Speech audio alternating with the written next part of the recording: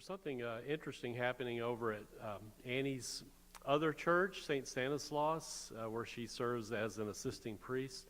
Today, I just wanted to let you know this, today they're ordaining a woman to be a deacon, and it's thought to be the first female ordination in North America in a Catholic church. Now, I know it's an independent Catholic, and they've been excommunicated, but still, it's kind of significant, so they're kind of making a big deal about it. They brought in a bishop from New York to do the ordination and so forth. Just to let you know, that's happening. Annie and all the women priests, they were ordained in other places, like UCC churches and things like that. But this is supposed to be the first, as far as they know. They've kind of asked around, and no one else has, that they know of, has done that before. It's kind of interesting. This may sound a little bit like a soap opera thing here at the beginning, but do you remember when Tiger Woods' domestic troubles began with his now ex-wife, Ellen Nordegren? This happened several years ago. Ellen apparently discovered that Tiger had been having multiple affairs, and so she chased him out of the house one day with a golf club, of course. And in his haste to escape her wrath, he was backing out, and he hit a tree and a fire hydrant, and then, of course, she ended up smashing his car in with that golf club. Well, this was the low point of his life. You know, he until then had been doing very well. He was on schedule to break all the golfing records, especially the Jack Nicklaus's major wins and all that, and since then, he hasn't done anything. That was sort of the low point of his life. Last year, in fact, he was pulled over for a DUI, allegedly because of prescription medication that he was using because of his multiple back surgeries. So it's been a rough go for Tiger the last few years. After that original incident with his wife, though, of course, a lot of humor was generated over the internet, and it may be inappropriate, but I'm going to share a few of these little one-liners that I can actually get away with in church. Some of them you couldn't get away with. And you have to kind of know a little golf lingo to understand all of these, but I think you'll get some of it. The police asked Tiger's wife how many times she hit him. "I can't remember," Ellen said. "Just put me down for a 5. It's golf lingo.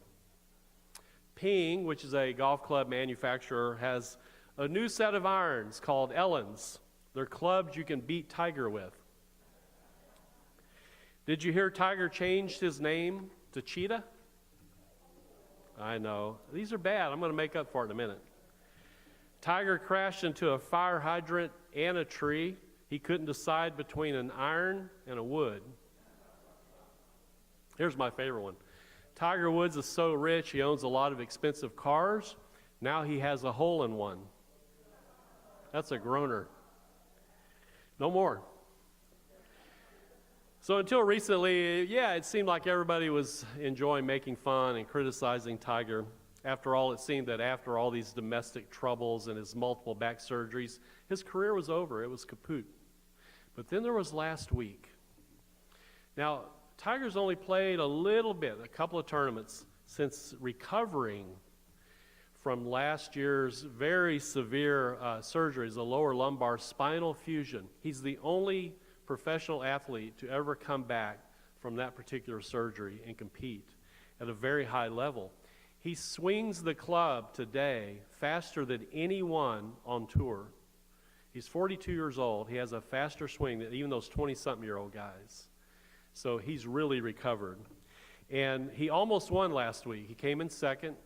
And this week, I believe he's starting out in 7th place today at the Arnold Palmer Invitational Golf Tournament, which he's won 8 times in the past, so that's why he's giving it a good go. Now, if you're not a golf fan, then none of this makes any sense to you, nor do you care, and I understand that. However, just know that Sports Talk Radio has been all over this Tiger Woods comeback story. Ratings for last week's tournament and this week's tournament, it's through the roof. People who haven't watched a minute of professional golf in the last, say, 5 years are now focused. They're watching golf again. And personally, I was moderately caught up in the Tiger mania. I was aware of what was happening, but I didn't think about it much until I was listening to Sports Talk Radio last Monday night as I was leaving the Bible study that we have. I was driving home, and this radio host was talking to his co-host, and he said, this really caught my attention, he said that what we are seeing in Tiger Woods is none other than the great American myth of redemption. The great American myth of redemption, otherwise known as the myth of second chances. And we Americans love this myth. The American myth of redemption is rivaled only by the myth of the American dream. You know, the rags to riches Horatio Alger story? By the way, I don't mean myth in the way that most people define myth, which is it's untrue if it's a myth that didn't happen. No, I'm using it in its purest definition, which is myth as an important underlying cultural narrative or story. It's what we say about ourselves. It's our story. And I just want to be clear about that. When we talk about the American myth of redemption or the American dream, the myth of the American dream, this is our story. It's a narrative that we say. Doesn't mean it's false. It probably means there's a lot of truth to it, or we wouldn't have the story. There's a professor, history professor from the University of Tennessee. He's written extensively about the myth of the American myth of redemption, and he defines redemption in both sacred and secular terms. So in sacred terms, he defines redemption as deliverance from sin, atonement, expiation, absolution, regeneration, debt forgiven, release from stigmatization, the ransom paid, the captive set free. That's all. Those are some terms that come out of our religious tradition. But he also defines redemption in secular terms. He calls it a new beginning. Think about Tiger and other people when I say these words. A new beginning, a fresh start, a transformation, a liberation from guilt, a new lease on life, even if not an entirely clean slate. In other words, we're not, by being redeemed or starting over, we're not going to be perfect, but we've certainly gone the right direction. Dr. McClay says that the myth of redemption touches upon one of the deepest moral and emotional foundations of American life. It is always a part of American culture. So whether we're talking about real life people, whether we're talking about the movies that we go see, this is a common theme. This is the theme that we enjoy. We love for our leaders, our heroes, whoever, to fail or fall, and then we love to see them rise again, to rise to the occasion, to be redeemed, to get a second chance to do it again. He says leaders are more likely to be embraced fully and heartily when they have first been shown to stumble badly, to be flawed and human and vulnerable, and then allowed to rise again, scarred to be sure, but also contrite and humbled and seasoned. Using my underlying Lenten theme this year, which is crooked timber, we could make the case that Tiger Woods has been swinging with flawed, crooked sticks in terms of his golf and in terms of his personal life for several years now. And now we shall see if he can hit the ball straight, both literally and figuratively in terms of his personal life. So only time will tell if Tiger Woods can find redemption and be part of that great American myth of redemption. Now, of course, America did not invent this myth of redemption. We inherited it from our Judeo-Christian tradition. And all four of our readings today, including the psalm reading that we used, point to this great myth of redemption, this story of redemption. I'm going to just briefly touch on each one. I'll start with the reading from Jeremiah. As you know, human beings, going all the way back to the myth of Adam and Eve, we've been acting like crooked timber. That's who we are. We're sinful, we're flawed, we're crooked timber. And according to the Bible, then, God has had a solution or tried something all along the way. God has entered into one covenant after another with God's people in order to get them to straighten out their crooked timberness. So talk about second, third, fourth chances and so on. There was the covenant that God made with Noah, with Abraham, with Moses, with King David, who we're going to talk about in a moment. Those are just to name the big ones. And then later on in the Bible, we will see a new covenant made through Jesus Christ. It's what we call the new covenant. Well, in the meantime, the Israelites are once again in a bad spot. They are exiled in Babylon. And this is where Jeremiah comes in. This is his story. They believe, and Jeremiah knows this, that they believe that they are in exile because they've been unfaithful to God. They have broken God's covenants. They have been crooked. They have been crooked and sinful. And so they believe God is punishing them. Well, the prophet Jeremiah, again, he's witnessing all this, and he decides, they need some hope. They need hope that something, that God can once again enter into a covenant with them. So he claims that God will make a new covenant with them and give them another chance. However, it will be unlike all the other covenants of the past, especially the one with Moses, because the covenant with Moses consisted of a written law, something you read and study. But this time, says Jeremiah, God will put this law within them and will write it on their hearts. So Jeremiah hopes that this time, because it will become part of their nature, their inner nature, that God's covenant will finally stick and will lead to their ultimate redemption. The second example today comes from the 51st Psalm that we read during our prayer of confession. According to tradition, we don't know this for sure, but according to tradition, Psalm 51 reflects King David's indiscretion with Bathsheba. Do you remember that story?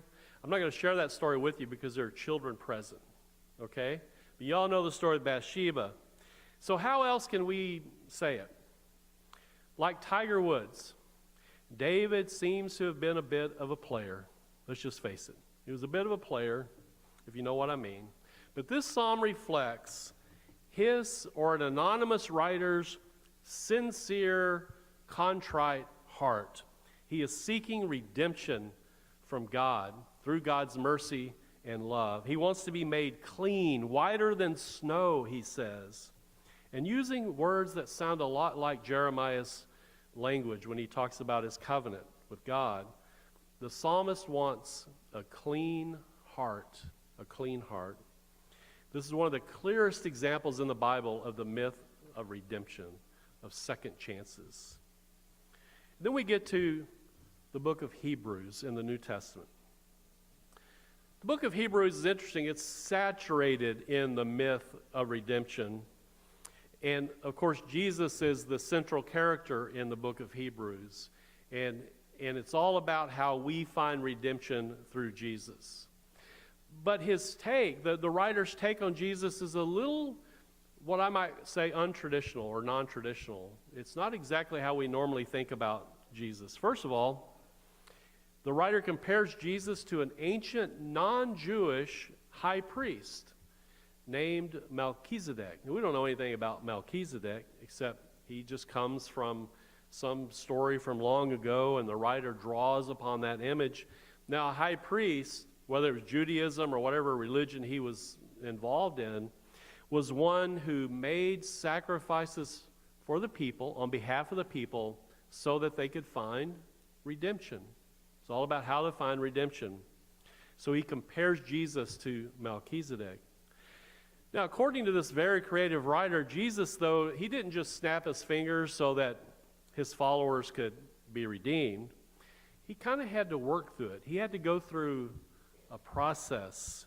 He had to find redemption in his own life before he could turn around and offer it for others.